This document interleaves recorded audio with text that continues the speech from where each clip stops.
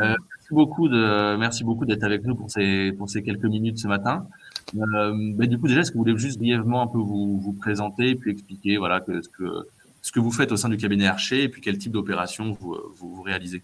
Oui, bien sûr. Alors, comme vous l'avez très justement présenté, donc je suis avocate collaboratrice au sein du cabinet Archer dans l'équipe financement et donc on utilise beaucoup Closed notamment pour la signature donc des documents de financement, donc tout ce qui est documents de sûreté, mais aussi les documents corporate, comme on dit, donc plus autorisation sociale et tout autre document qui soit des prêts intra-groupes, etc., qui serait signé par les sociétés et par les parties aux documents de financement.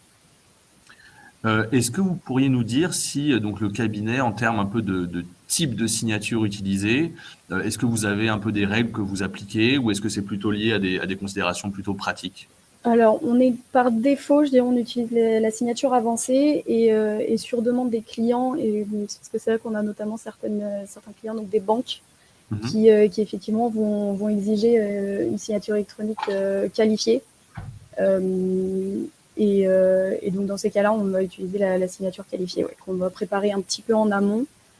On a eu le cas justement cette semaine où on a fait un test préalablement à la signature pour s'assurer que tout le monde avait eu bien le temps de faire la vérification d'identité par visioconférence pour s'assurer que le jour de la signature, tout se ferait en un seul clic. Ok.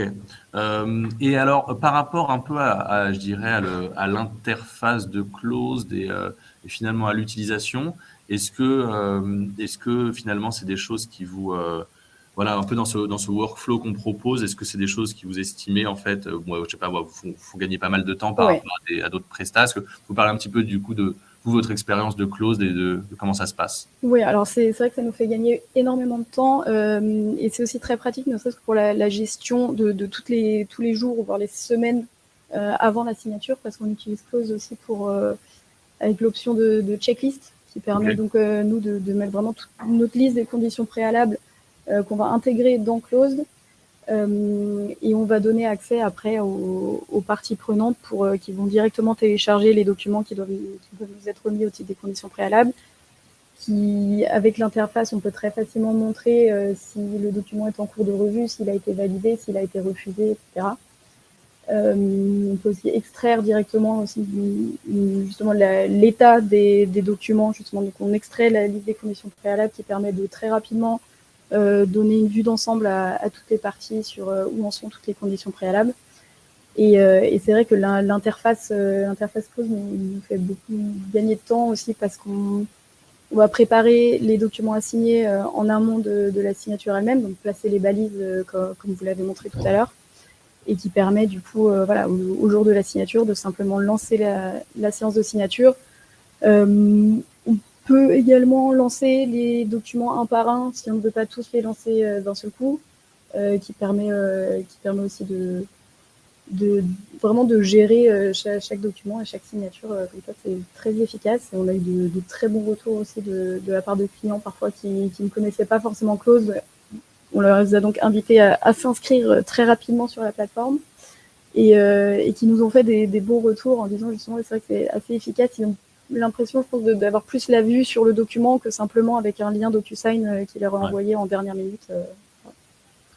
Ouais, non, mais tout à fait, hein, c'est vraiment la vision du produit, et c'est ça qu'on essaie de mettre en œuvre le plus possible, en fait, pour apporter vraiment une spécificité et un côté un peu, voilà, on sait que les enjeux, en fait, de nos clients, de façon générale, en fait, des entreprises sur ce type d'opération, ne sont pas juste de balancer un document à la signature à Exactement. une personne. Ouais.